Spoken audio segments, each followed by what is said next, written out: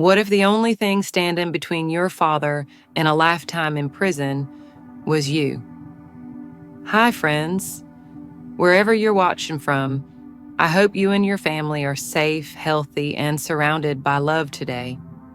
Because the story I'm about to share isn't just about crime or courtrooms, it's about Aria Thompson, an 11-year-old girl with a spiral notebook, a trembling voice, and a heart that refused to back down.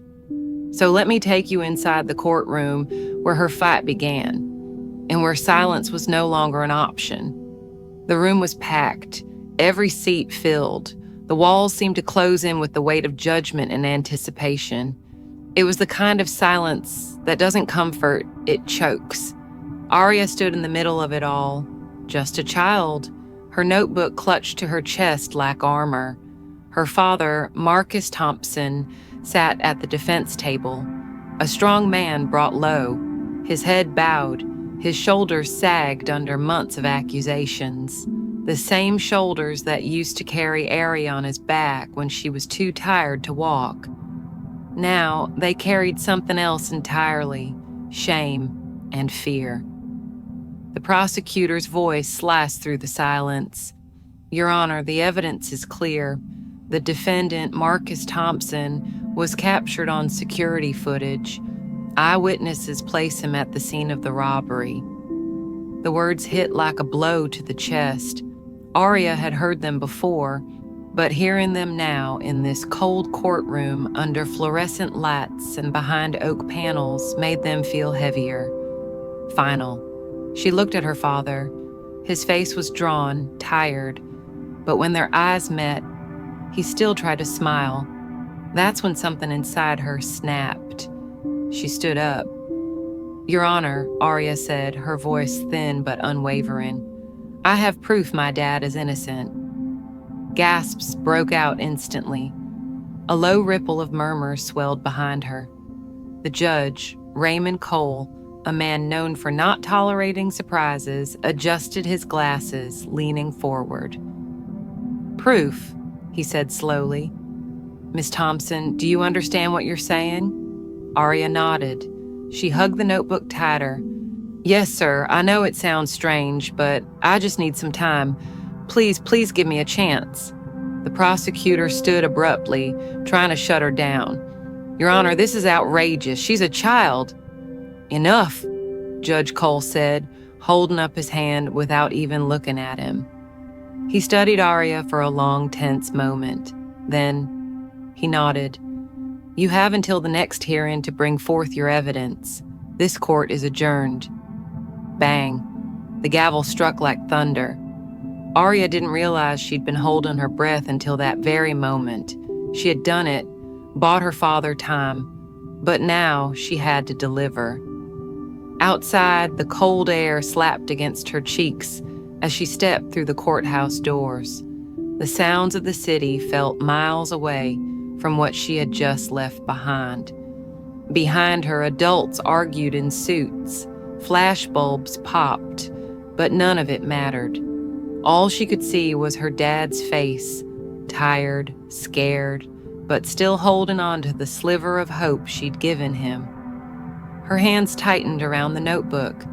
The truth matters, Aria, even when no one believes you. Her father's words echoed in her mind like a prayer.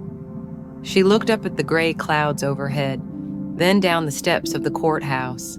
The whole world seemed to be rushing past her unaware, but Aria didn't move, not yet. She needed one more moment to catch her breath. What if I can't do this? What if I fail? But then she thought of all the times her dad worked late, cooked for her after double shifts, kissed her forehead even when his hands were rough from labor. She couldn't walk away from that. Not now. She flipped open her notebook. The pages were messy, scribbles, circles, arrows, question marks, a desperate puzzle of a girl trying to save her father.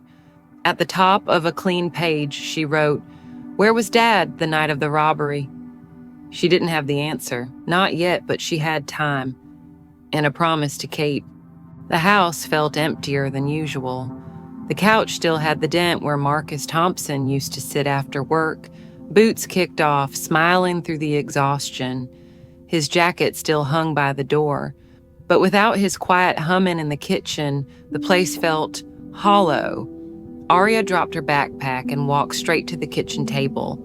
She placed her notebook down carefully, like it was sacred, and pulled out a pen. This wasn't just a spiral-bound notebook anymore. It was her evidence board, her lifeline. She flipped to a blank page and wrote again, slower this time. Where was Dad the night of the robbery? Her hand paused. Her mind didn't. She remembered the news, the footage, the prosecution's voice echoing. Security cameras place him at the scene.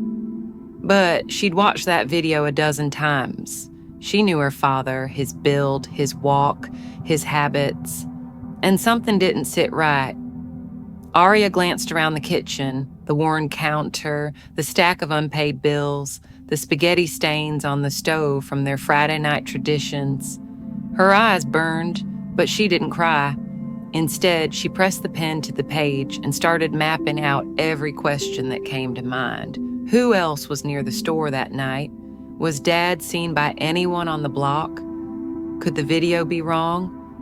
What didn't the court ask? The truth matters, Aria, she whispered to herself, even when no one believes you. The next morning, she was already on the sidewalk by 9 a.m., notebook under her arm, questions spinning in her head, her breath visible in the crisp fall air. She stood at the edge of her street, the same row of modest homes where everyone knew each other's names. She started knocking. First stop, Ms. Delaney, an older woman with kind eyes and a floral robe. "Oh, Aria, sweetheart," she said, pulling the door open. "You okay, baby?" I need to ask something," Aria replied, her voice barely above a whisper. "Do you remember seeing my dad the night of the robbery?" Ms. Delaney frowned, thinking hard. I wish I could help you, baby, but these old eyes don't see so well after dark." "I'm sorry." Aria nodded, still scribbling the answer into her notebook. It wasn't what she hoped, but it was honest. House after house. Same question, same gentle apologies. "I didn't notice anything. Your dad's a good man." "I'm so sorry, sweetheart." With every door, Aria's hope flickered, until she reached the porch of Mr. Willis, the retired Army vet who always waved from his rocking chair.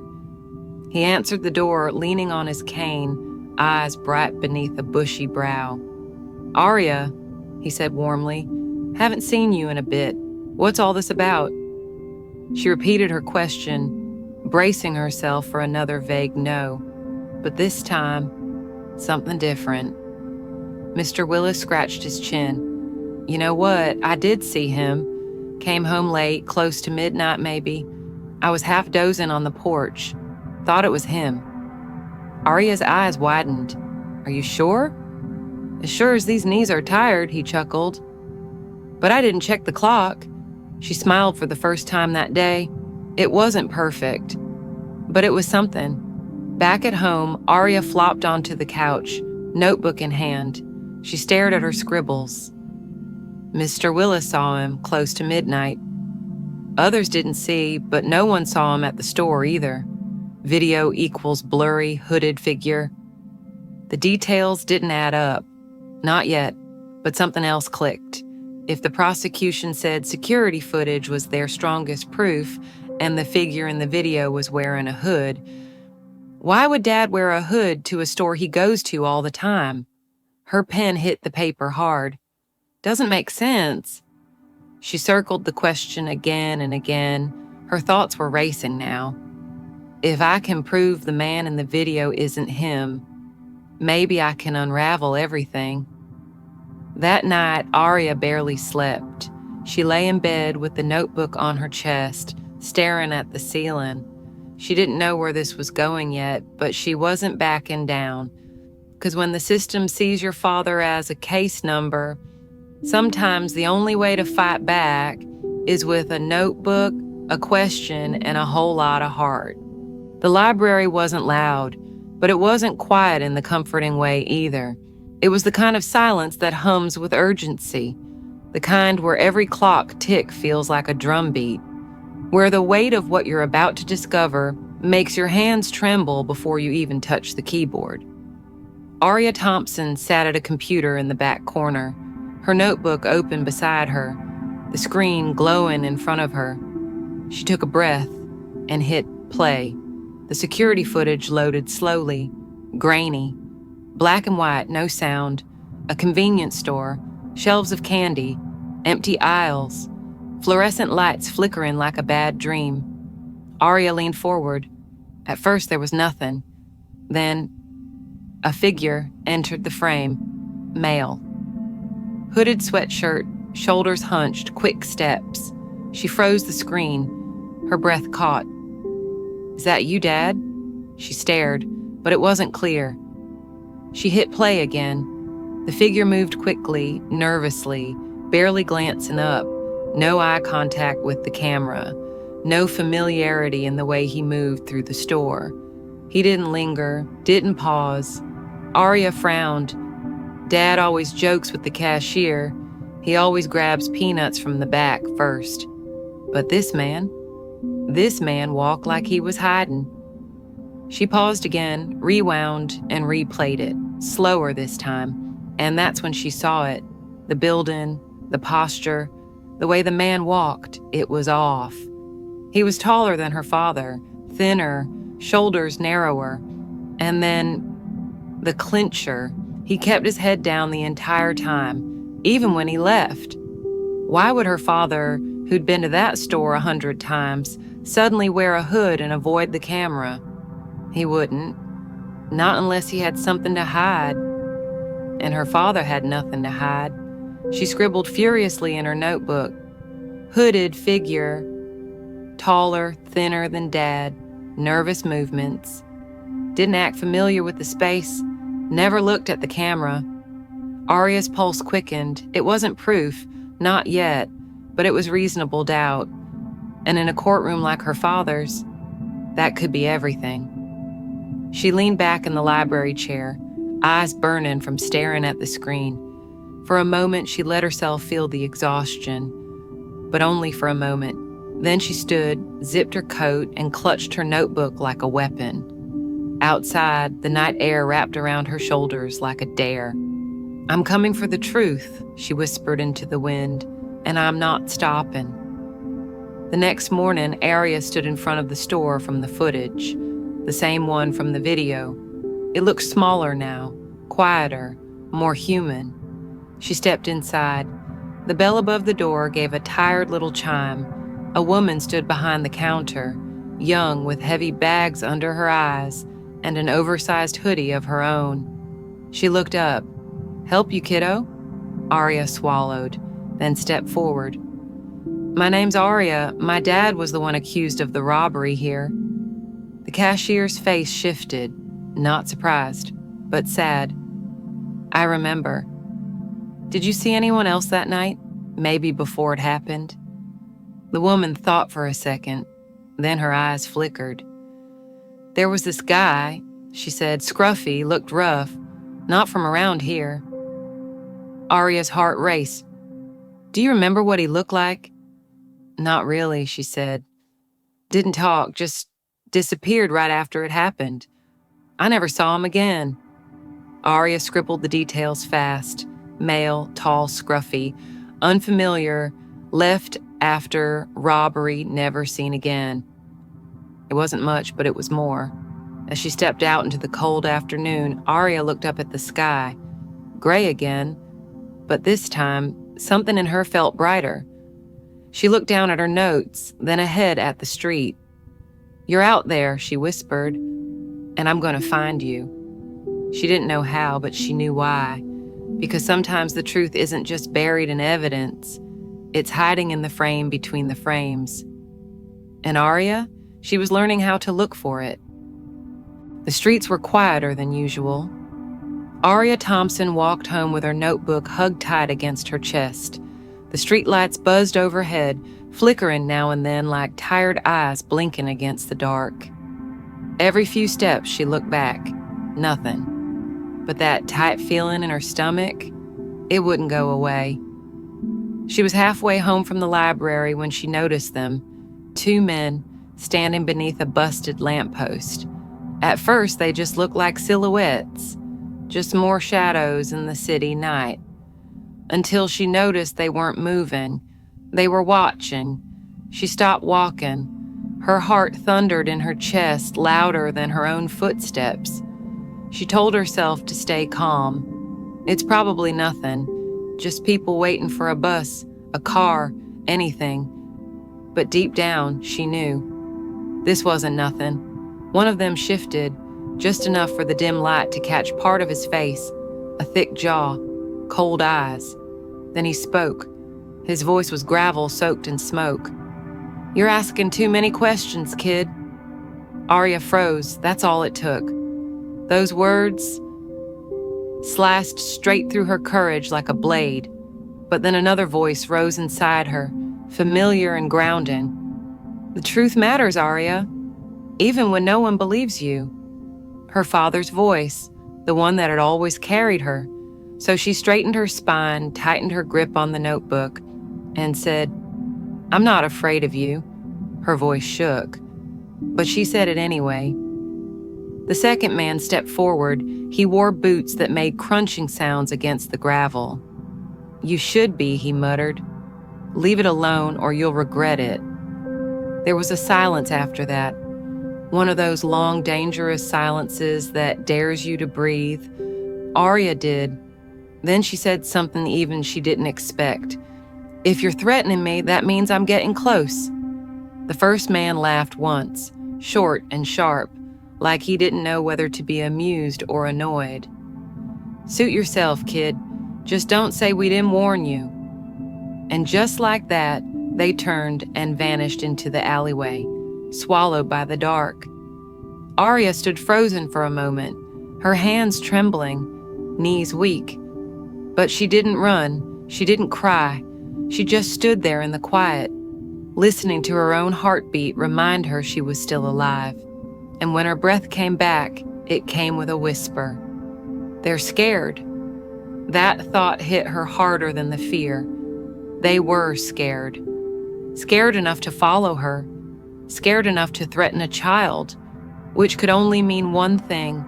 She was closer to the truth than she ever imagined.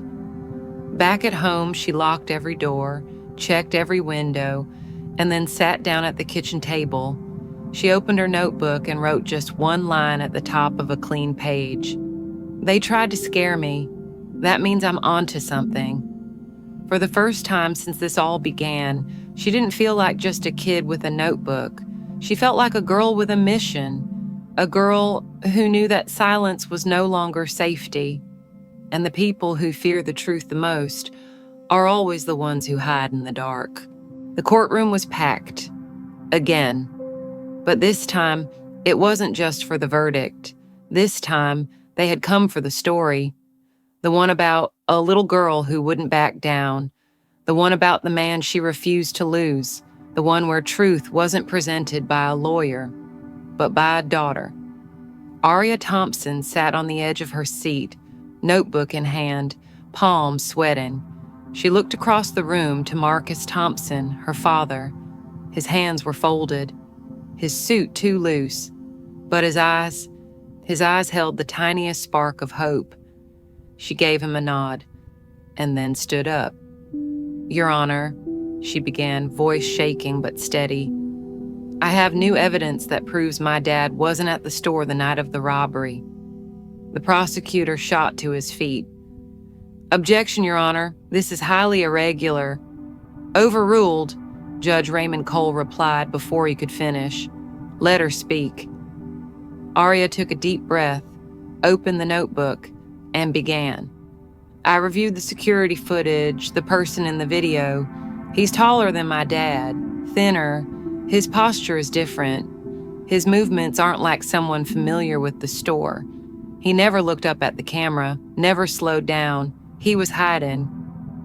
She paused to let it sink in, then flipped to the next page. "And I found someone else." The room held its breath. The defense attorney stood. We'd like to call our witness to the stand, Elijah Moore." A man stood up in the back, quiet, nervous, but with a face that said, "I'm ready." He took the stand, cleared his throat, and spoke. "I was in the store that night. I saw the guy who did it. It wasn't Marcus Thompson." Gasps. The prosecutor stood again, fumbling. "Your Honor, this man isn't credible." "He's more credible than blurry footage," the judge snapped. Elijah continued. "The man in the hoodie was white, pale skin, skinny, scruffy beard. I remember thinking he looked like he hadn't slept in days." He turned, looking right at Marcus. "That's not him." The courtroom erupted, whispers, gasps. A few people stood up out of instinct. Judge Cole slammed his gavel. "Order in the court." He turned to the prosecutor. "Do you have anything else to offer?" There was a long pause. Then the man shook his head. "No, Your Honor." Judge Cole leaned back, his voice softer now.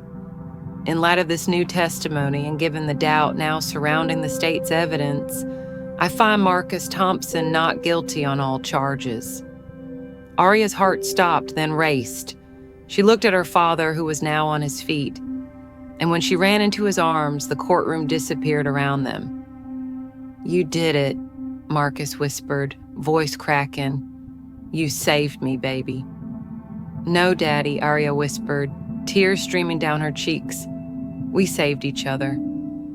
The applause came slowly, first from the back rows, then the gallery, then the people outside who had been following the story for weeks. But Aria didn't hear it. She only heard the sound of her father's breathing and the quiet click of her notebook snapping shut. The late afternoon sun hung low as Marcus Thompson stepped back into his home for the first time in months. He paused at the door, his hand resting on the frame like a soldier returning from war. Inside, everything was the same: the worn-out couch, the crooked picture frame in the hallway, the half-read book on the armrest. But somehow, it all felt new.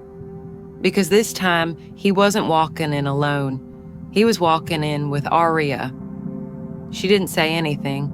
She just set her backpack down, dropped her notebook on the table, and smiled. That kind of smile only a child can give, the kind that carries both survival and victory in the same breath.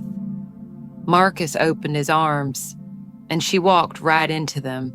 They stood there for a long time, no words, just the quiet comfort of home, a place that had nearly been lost, but wasn't, because a girl had refused to be silent.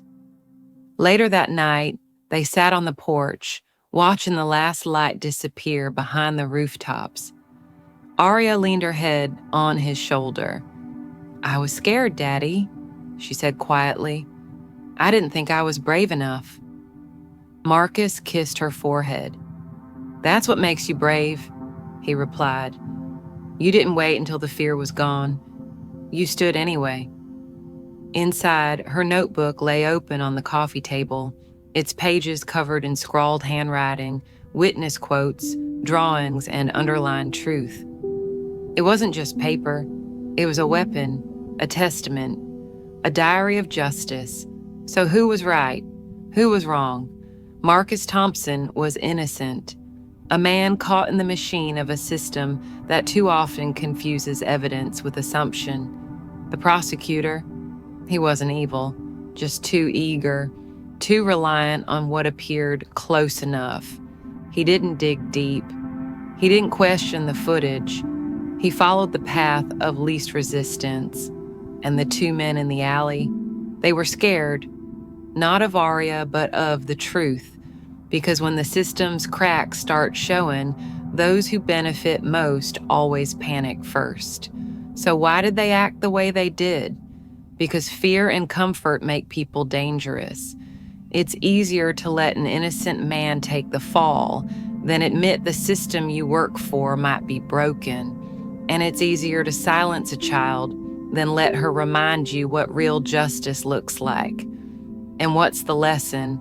That courage has no minimum age, that the truth can come from the smallest voice in the room, that a girl with a notebook, a question, and a fierce love for her father can shake the walls of a courtroom. That silence doesn't keep us safe, it keeps us stuck. What about you? What injustice have you witnessed? What fear have you stayed quiet about?